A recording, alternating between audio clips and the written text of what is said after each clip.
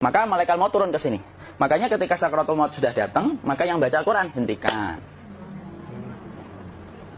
Kenapa? Oh, memang gitu ya. Jangan semakin kenceng. Ayo Pak, insya Allah Pak, gitu. Al-Baqarah Pak, Al-Baqarah Pak. Al-Kahfi, Al-Kahfi. Enggak lah. Yang baca Quran berhenti dulu. Kemudian digantikan dengan kita mentalkin. Antum agak ke sana dikit.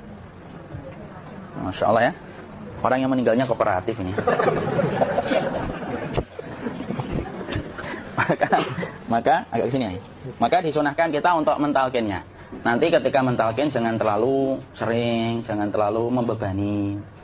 Jangan terlalu sering itu la ilaha illallah, la ilaha illallah. Enggak gitulah. Berat nanti dia ngerasakan. Di situ Imam Qurtubi juga menyampaikan, jangan terlalu sering karena itu memberatkan dadanya. Jadi ketika mentalkin, saya sampaikan, boleh diganti atau enggak Ustaz? Enggak lah, talkin itu ibadah. Ibadah itu tauqifiyah. Tauqifiyah itu enggak usah diganti. Karena Rasulullah mengatakan, lakinu ala mautakum, la ilaha illallah. Talkin orang yang meninggal di antara kalian dengan la ilaha illallah. Enggak usah diganti, Allah Ustaz yang lebih singkat, lebih pendek. Enggak usah. Subhanallah Ustaz, enggak usah. Kenapa? Karena talqin sudah ditetapkan ucapannya oleh Nabi, begitulah kita mencontohnya. Jadi tidak usah diganti. Cara mentalkin, jadi kalau keadaan sudah tenang, tolong kalau sudah sakaratul maut jangan ditinggalkan. Karena sesungguhnya pertempuran setan itu pada detik-detik kematian semacam ini. Dan betul-betul berusaha untuk menjadikan dia murtad. Nanti makanya di situ di buku nanti dibahas kan, pertempuran setan itu sampai detik-detik orang mau mati itu sudah ayo kufur, murtad aja tuh, kamu sakit kan? Nah, itu kayak gitu. Makanya jangan ditinggal. Capek gitu kok nggak meninggal gitu ya. Udah gantian mas. Dan jangan kemudian meninggalkannya. Mangkat dulu gitu. Enggak lah, janganlah. Terus ditampingi terus. Kalau bisa ya sudahlah, berikan waktunya kita untuk sementara waktu itu betul-betul berkhidmah kepada orang yang kita cintai terakhir kalinya. Cara kita kemudian mentalkin adalah, yaitu adalah di sebelah kanannya, la ilaha illallah. Biarkan dia mencerna dulu, tidak usah buru-buru kemudian kita langsung nimpali lagi. Dia mencerna dulu sambil kita doakan, peluk, ya Allah dimudahkan gitu. Kalau ada orang yang bisa ngucapin la ilaha illallah itu siapa yang memberikan itu? Ustaz, yang memberikan kekuatan Allah Pak. Karena ngomong aduh aja sudah tidak mampu. Makanya Allah berfirman dalam surat Ibrahim, yusabbitullahu alladhina amanu bil qawli tsabit fil hayatid dunya wa fil akhirah. Allah teguhkan perkataan orang yang beriman dalam kehidupan dunia dan akhirat. Dunia itu ya ketika menjelang kematiannya. Makanya dia bisa ngomong la ilaha illallah. Sebenarnya ngomong aduh aja sudah nggak mampu. Kalau bisa ngomong, dia mesti ngomong aduhnya dulu. Tapi Allah yang menggerakkan. Ngomong la ilaha illallah. Makanya akhiru kalamihi la ilaha illallah dakhalal jannah. Barang siapa akhir kalamnya itu adalah la ilaha illallah, pasti masuk surga. Makanya kita lagi la ilaha illallah. Dah, cerah dulu. Enggak usah minta diburu-buru ya. Enggak usah gini.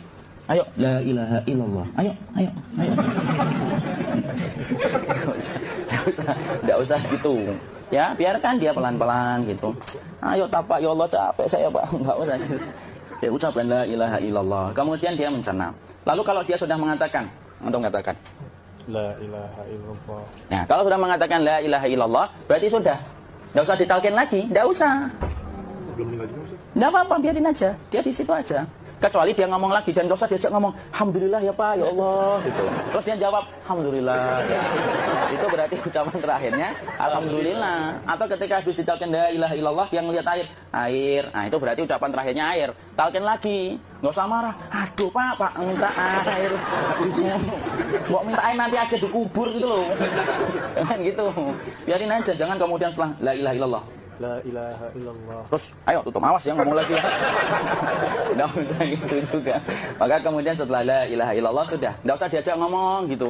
Terus kemudian enggak usah ada anaknya perempuan, ya Allah Pak, sudah bisa ngomong la ilaha illallah gitu. Cukup dalam hati alhamdulillah gitu. Diam kita dengerin gitu. Disitulah nanti biasanya detik dia terakhir. Dia nanti ngeliat di sini Pak, prosesnya itu nanti kaki langsung sebagian jempol dingin dia. Kaki, telapak kakinya langsung kalau kita ginikan dingin kayak kaki yang kena AC langsung. Kemudian dia langsung ningkup gini, dikit dia, mulai kaku dia. Atau kalau enggak, gini dia. Langsung kayak jatuh, kayak kepala nanti yang paling terakhir. Kepala itu pasti ada gerakannya Pak, ini meninggal itu. Pasti gitu. Karena apa? Sudah tidak ada beban ruh yang menahannya. Ya, cabut ya, set pelan, maka kemudian malaikat itu. Tapi tetap sakit lah, walaupun dikatakan ringan, tetap sakit. Maka kemudian sakit gitu, ngelewatin sini. Jantung kemudian sudah tidak berfungsi. Kemudian ginjal Pak, ngelewatin ginjal tidak berfungsi. Bapak bayangkan kan, kalau yang pernah sakit batu ginjal Pak, sepakat nggak kalau kita batu ginjal itu sakitnya luar biasa Pak? Itu baru titik batu kecil di ginjal. Kita bisa bayangkan tiba-tiba ginjal tidak berfungsi. Sakitnya kayak apa, Pak? Tiba-tiba ginjal nggak berfungsi, pankreas naik, kemudian tek jantung. Jantung ini dia masih hidup dia, di sininya masih hidup walaupun jantungnya sudah berhenti. Naik, kemudian mata dia ngelewatin mata. Organ tubuh yang paling setia sama ruh itu mata. Maka kemudian mata dia ngelihat dia, ngelihat set keluarnya, set naik dia. Jadi lihat ini sama dia. Makanya Rasulullah mengatakan innar ruha idza qubida tabi'ahul basar. Ruh itu kalau dicabut, mata itu ngikutin kemana perjalanan ruh itu. Makanya ada yang meninggalnya gini. Ya itu bukan tanda su'ul khatimah. Itu tanda fitrahnya mata ngikutin ruh. Atau kemudian bukanya sedikit. Ada yang kayak senyum, Pak. Ada yang kesini yang keringetan. Nah, itu tanda husnul khatimah. Ada yang senyum. Jadi sakitnya setelah selesai itu plong gitu. Makanya kemudian ada yang tersenyum. Maka itu tanda. Kalau kita ngelihat orang yang membuka mata kayak gini, tidak usah takut. Cepat-cepat kemudian kita nanti tutup. Biasanya kalau terlalu lama, itulah yang menjadikan ini tidak bisa ditutup. Makanya harus pakai kapas akhirnya. Karena apa? Karena pas meninggal nggak langsung ditutup. Biasanya karena perawat takut, dokternya juga nggak tahu itu, dibiarin itu. Makanya ada beberapa mata yang ditutup pakai tensoplas kan? Sebenarnya kalau langsung bisa nutup dia, fitrahnya nutup mata itu. Jadi kemudian kita baca Allahumma firlahu warhamhu wa'afihi wa'fu'an wa ta'ala. Bismillah wassalatu wassalamu ala Rasulillah, tutup. Bismillah. Nggak usah takut. Kecuali buka lagi ya, ini baru kita kabur bareng. Kalau buka lagi Pak, insyaallah Pak, ya Allah ya kita kabur bareng-bareng Pak. Diusap Pak, diusap ini. Enggak disenggol gini enggak. Diginikan sudah meninggal dunia. Tangan boleh begini, boleh diluruskan, enggak ada ketentuannya.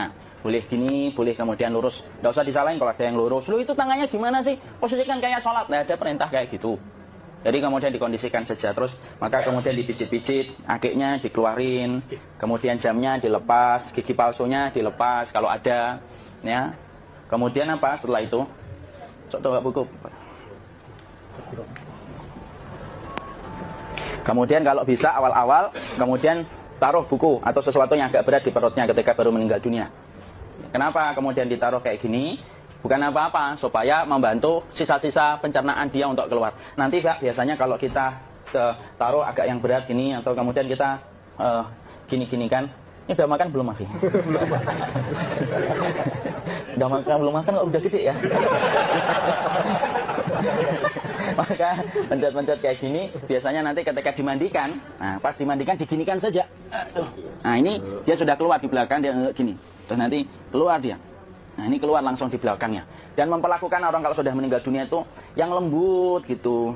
Kenapa? Inna kasra admil mayyiti kakasri admil hayyi. Mematahkan tulangnya ketika orang sudah meninggal dunia itu lebih dia rasakan sakit ketika mati daripada ketika masih hidup. Tuh, Islam itu sampai sama orang mukmin itu kalau sudah meninggal aja sampai selembut itu.